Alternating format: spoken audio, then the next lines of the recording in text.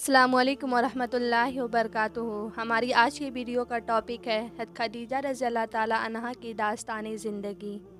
ام المومنین خدیجہ بنت خویلد رضی اللہ تعالیٰ عنہا محمد صلی اللہ علیہ وسلم کی پہلی بیوی ہیں اور پہلی مسلمان ہیں۔ کوئی مرد اور کوئی عورت اسلام لانے میں آپ سے مقدم نہیں۔ حضرت خدیجہ رضی اللہ تعالیٰ عنہا قبیلہ قریش سے تھیں۔ والد کا نام خویلد اور ماں کا نام فاطمہ بنت زاہرہ تھا۔ سلسلہ نسب قریش تک اس طرح پہنچتا ہے: خدیجہ بنت خویلد بن اسد بن عبدالعزیٰ بن قصی۔ قصی پر پہنچ کر محمد صلی اللہ علیہ وسلم سے سلسلہ نسب مل جاتا ہے۔ چونکہ حضرت خدیجہ رضی اللہ تعالیٰ عنہا جاہلیت کے رسم و رواج سے پاک تھیں، اس لیے بعثت نبی سے پیشتر وہ طاہرہ کے نام سے مشہور تھیں۔ حضرت خدیجہ رضی اللہ تعالیٰ عنہا کا پہلا نکاح ابو ہالہ بن زرارہ تمیمی سے ہوا، جن سے ہند اور ہالہ دو بیٹے پیدا ہوئے۔ ہند اور ہالہ دونوں مشرف باسلام ہوئے، دونوں صحابی ہیں۔ ابو ہالہ کے انتقال کے بعد عتیق بن عائض مخزومی کے نکاح میں آئیں، جن سے ایک لڑکی پیدا ہوئی جس کا نام ہند تھا۔ ہند بھی اسلام لائیں اور صحابیت کے شرف سے مشرف ہوئیں۔ کچھ عرصے کے بعد عتیق کا بھی انتقال ہو گیا اور حضرت خدیجہ رضی اللہ تعالیٰ عنہا پھر بیوہ ہو گئیں۔ نفیسہ سے روایت ہے کہ حضرت خدیجہ رضی اللہ تعالیٰ عنہا بڑی شریف اور مالدار عورت تھیں۔ جب بیوہ ہو گئیں تو قریش کا ہر شریف آدمی ان سے نکاح کا متمنی تھا، لیکن جب آن حضرت صلی اللہ علیہ وسلم حضرت خدیجہ رضی اللہ تعالیٰ عنہا کا مال تجارت لے کر سفر میں گئے اور عظیم نفع کے ساتھ واپس ہوئے تو حضرت خدیجہ آپ کی طرف راغب ہوئیں اور مجھے آپ کا انڈیا معلوم کرنے کے لیے بھیجا۔ چنانچہ میں آپ سے آ کر ملی اور کہا کہ آپ کو نکاح سے کیا چیز مانے ہے۔ آپ صلی اللہ علیہ وسلم نے فرمایا، میرے ہاتھ میں کچھ نہیں۔ میں نے کہا کہ اگر آپ اس فکر سے کفایت کیے جائیں اور مال و جمال اور کفاءت کی طرف آپ کو دعوت دی جائے یعنی پھر تو کوئی عذر نہ ہوگا۔ آپ صلی اللہ علیہ وسلم نے فرمایا، وہ کون ہے؟ میں نے کہا، خدیجہ۔ آپ نے قبول کیا۔ اصل وجہ یہ ہے کہ جو زمانہ نبوت اور بعثت کا قریب ہوتا جاتا تھا، اسی قدر آپ صلی اللہ علیہ وسلم کی کرامتیں اور آپ کے ظہور کی بشارتیں ظاہر ہوتی جاتی تھیں، کبھی علماء توریت اور انجیل کی زبان سے اور کبھی کاہنوں سے اور کبھی ہواتف اور غیبی آوازوں سے۔ توریت اور انجیل کا جو عالم آپ کو دیکھتا تھا، یہی کہتا کہ یہی نونہال اور یہی نوجوان وہ پیغمبر آخر الزماں ہونے والا ہے جس کی حضرت موسیٰ علیہ السلام اور حضرت عیسیٰ علیہ السلام نے پیشن گوئی کی ہے۔ حضرت خدیجہ رضی اللہ تعالیٰ عنہا کو ان واقعات کا خوب علم تھا۔ ابھی اپنے غلام میسرہ سے سفر شام کے واقعات اور راہب کا قصہ سن چکی تھیں۔ ادھر ان کے چچا زاد بھائی ورقہ بن نوفل توریت و انجیل کے زبردست عالم تھے، نبی آخر الزماں کے ظہور کے منتظر تھے۔ ان واقعات کی وجہ سے حضرت خدیجہ رضی اللہ تعالیٰ عنہا کے دل میں آپ سے نکاح کا شوق پیدا ہوا، اور اسی اثنا میں یہ واقعہ پیش آیا کہ جاہلیت کی ایک عید میں مکہ کی عورتیں جمع ہوئیں۔ ان میں حضرت خدیجہ بھی تھیں۔ دیکھتی کیا ہیں کہ یکایک ایک شخص نمودار ہوا اور بآواز بلند یہ ندا دی، اے عورتوں، تمہارے شہر میں عنقریب ایک نبی ظاہر ہوگا جس کا نام احمد ہوگا۔ جو عورت تم میں سے اس کی بیوی بن سکے تو وہ اس کو ضرور کر گزرے۔ سب عورتوں نے اس ندا دینے والے کو پتھر مارے، مگر حضرت خدیجہ رضی اللہ تعالیٰ عنہا نے کوئی پتھر نہیں مارا بلکہ سن کر خاموش ہو گئیں۔ حضرت خدیجہ رضی اللہ تعالیٰ عنہا کا قلب پہلے ہی سے اس سعادت کے حصول میں تمناؤں اور آرزوؤں کا جولا نکاح بنا ہوا تھا، مگر اس ہاتف غیبی کی آواز نے اور آتش شوق کو بھڑکا دیا۔ ابن اسحاق کی ایک روایت میں ہے کہ حضرت خدیجہ رضی اللہ تعالیٰ عنہا کے غلام میسرہ جب سفر شام سے واپس آئے اور تمام حالات اور واقعات اور نستورہ راہب کی گفتگو بیان کی تو حضرت خدیجہ رضی اللہ تعالیٰ عنہا نے سن کر یہ فرمایا، اگر اس یہودی کاہن کی بات سچی ہے تو پھر اس کا مصداق نبی صلی اللہ علیہ وسلم ہی ہیں۔ خدیجہ رضی اللہ تعالیٰ عنہا کا نام طاہرہ رکھا نہیں گیا بلکہ من جانب اللہ لوگوں سے ان کو طاہرہ کہلوایا گیا تھا تاکہ ان کی طہارت و نزاہت مشہور ہو جائے، جس طرح کہ نبی اکرم صلی اللہ علیہ وسلم کو امین کہلوایا گیا تاکہ آپ کی امانت اور دیانت مسلم ہو جائے اور کسی کو اس میں کلام کی گنجائش نہ رہے۔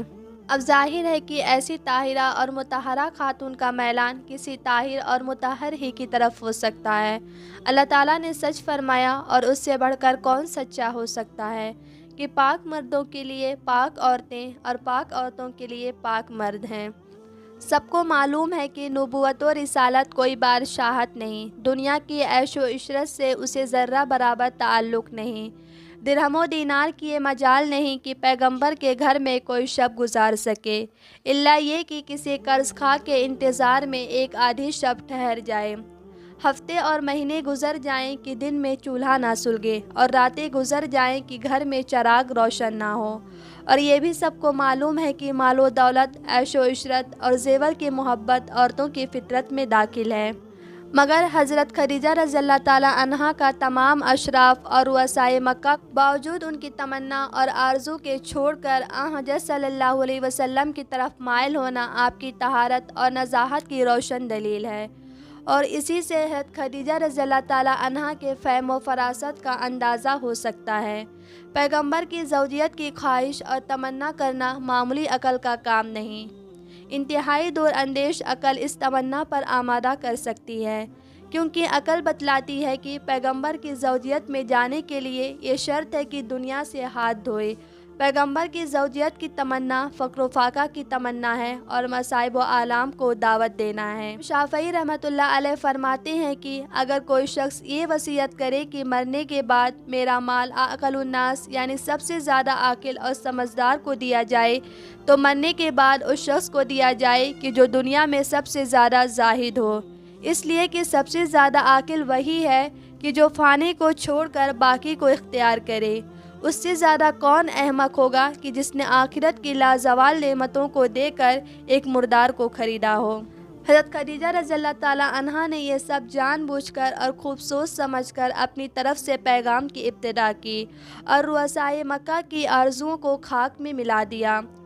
بھلا جس خاتون نے دنیا ہی کے ٹھکرانے کا عزم کر لیا ہو تو وہ دنیا کو کہاں نظر میں لا سکتی ہے؟ جب مال ہی سے کوئی رشتہ نہیں رہا تو پھر اس کے فرزندوں سے کیا رشتہ؟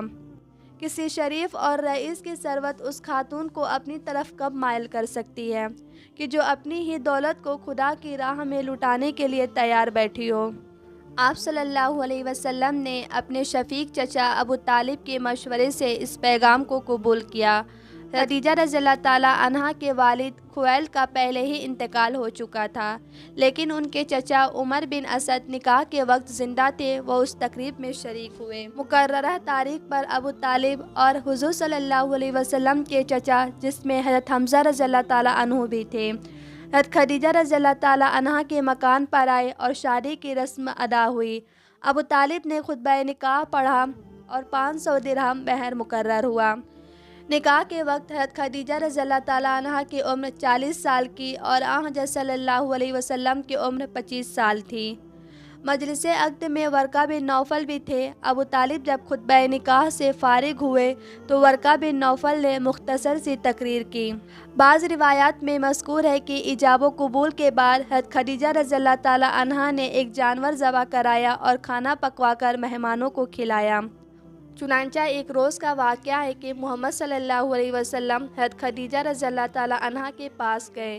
حضرت خدیجہ رضی اللہ تعالیٰ عنہا دیکھتے ہی آپ کو لپٹ گئی اور سینے سے لگا لیا اور کہا، میرے ماں باپ آپ پر فدا ہوں، اس فعل سے میری کوئی غرض نہیں، مگر مجھے امید ہے کہ شاید آپ ہی وہ نبی ہوں جو عنقریب مبعوث ہونے والے ہیں، بس اگر آپ ہی وہ نبی ہوتے تو بعثت کے بعد میرے حق کو یاد رکھیں، اور جو خدا آپ کو نبوت سے سرفراز فرمائے اس سے میرے لیے دعا فرمائے۔ آپ نے جواب دیا، اگر وہ نبی میں ہی ہوا تو جان لے کہ تو نے میرے ساتھ وہ احسان کیا کہ جس کو میں کبھی نہیں بھول سکتا، اور اگر میرے سوا کوئی اور ہوا تو سمجھ لے کہ جس خدا کے لیے تو یہ عمل کر رہی ہے وہ کبھی تیرے عمل کو ضائع نہ کرے گا۔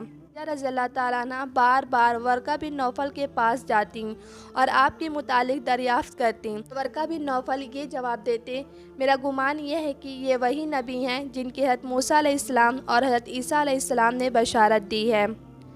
ایک روایت میں ہے کہ ایک مرتبہ حضرت خدیجہ رضی اللہ تعالیٰ عنہا نے ورقہ بن نوفل سے جا کر آپ صلی اللہ علیہ وسلم کا حال بیان کیا تو ورقہ بن نوفل نے ایک قصیدہ کہا جس کے بعد اشعار یہ ہیں، یہ خدیجہ بار بار میرے پاس آتی ہے کہ میں اس کو خبر دوں اور مجھ کو غیب کی خبر نہیں، کیونکہ جبریل علیہ السلام محمد صلی اللہ علیہ وسلم کے پاس اللہ کا پیغام لے کر آئیں کہ آپ لوگوں کی طرف نبی بنا کر بھیجے گئے ہیں۔ ورقہ بن نوفل کہتے ہیں کہ میں نے خدیجہ رضی اللہ تعالیٰ عنہا کو جواب دیا کہ عجب نہیں کہ جس کی تو امید کرتی ہے اللہ اس کو پورا کرے گا، تو اللہ سے خیر کی امید لگائے رکھ اور اس کی منتظر رہ۔ حضرت خدیجہ رضی اللہ تعالیٰ عنہا کے بطن سے محمد صلی اللہ علیہ وسلم کے 4 صاحبزادیاں تھیں، زینب، رقیہ، ام کلثوم اور فاطمہ، اور 2 لڑکے پیدا ہوئے۔ تک حضرت خدیجہ رضی اللہ تعالیٰ عنہا زندہ رہیں اس وقت آپ صلی اللہ علیہ وسلم نے دوسرا نکاح نہیں کیا۔ 10 ہجری 90 میں ہجرت سے 3 سال پیشتر مکہ میں انتقال کیا اور حجوں میں دفن ہوئیں۔ محمد صلی اللہ علیہ وسلم نے خود قبر میں اتارا۔ نماز جنازہ اس وقت تک مشروع نہیں ہوئی تھی۔ 25 سال آپ صلی اللہ علیہ وسلم کی زوجیت میں رہیں، 65 سال کی عمر میں انتقال کیا۔ انا للہ و انا الیہ راجعون۔ بخاری اور مسلم میں ابو ہریرہ رضی اللہ تعالیٰ عنہ سے روایت ہے کہ ایک مرتبہ جبرائیل علیہ السلام محمد صلی اللہ علیہ وسلم کی خدمت میں حاضر ہوئے اور عرض کیا، یا رسول اللہ، یہ خدیجہ آپ کے لیے کھانا لے کر آ رہی ہیں۔ جب آپ کے پاس آئیں تو ان کے پروردگار کی طرف سے اور پھر میری طرف سے ان کو سلام کہہ دیجئے اور ان کو جنت کے ایک محل کی بشارت دے دیجئے جو ایک ہی موتی کا بنا ہوگا، اور اس محل میں نہ کوئی شور و گل ہوگا اور نہ کسی قسم کی مشقت اور تکلیف ہوگی۔ حضرت خدیجہ رضی اللہ تعالیٰ عنہا نے سن کر یہ جواب دیا، تحقیق اللہ تعالیٰ تو خود ہی قدوس اور سلام ہے، یعنی اللہ پر کیا سلام بھیجا جائے۔ البتہ اے جبرائیل، آپ پر سلام ہو، اور یا رسول اللہ، آپ پر بھی اللہ کا سلام ہو اور اس کی رحمتیں اور برکتیں آپ پر نازل ہوں کہ جن کے طفیل میں مجھ پہ یہ رحمتیں اور برکتیں نازل ہو رہی ہیں۔ دوسری روایت میں اس قدر اضافہ ہے کہ اس پر بھی سلام ہو جو اس کو سن رہا ہو سوائے شیطان کے۔